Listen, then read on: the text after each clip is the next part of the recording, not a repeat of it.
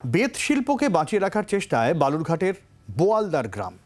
মেলার মরশুমে বুনে চলে নানান রকমের বেতের জিনিস।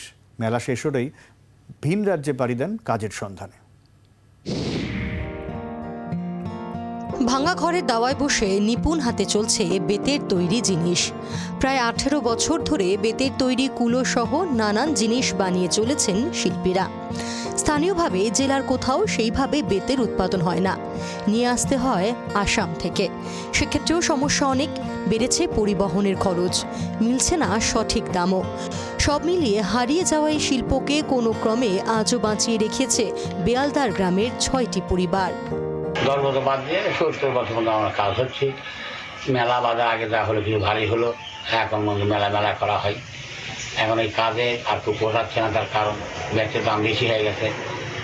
মেলা হাট বাজার এইসব করা হচ্ছে দিনদার একটু কমে গেছে, বেচের দামটা বেশি হয়ে গেছে। হ্যাঁ, তাতে একটু প্রফিট কমে গেছে, তার জন্য বর্ষার সময় একটু অন সিজন, ওই জন্য ছেলে দিলে গেছে। মেলার মরশুম শেষ হলেই অধিকাংশ পুরুষ চলে যান পরিযায়ী শ্রমিকের কাজ করতে। আবার মেলার মরশুম শুরুতেই ফিরে আসেন নিজের গ্রামে, হাত লাগান নিজের পারিবারিক শিল্পী সত্তাকে বাঁচাতে। শ্রীকান্ত ঠাকুরের রিপোর্ট, জি 24 ঘন্টা।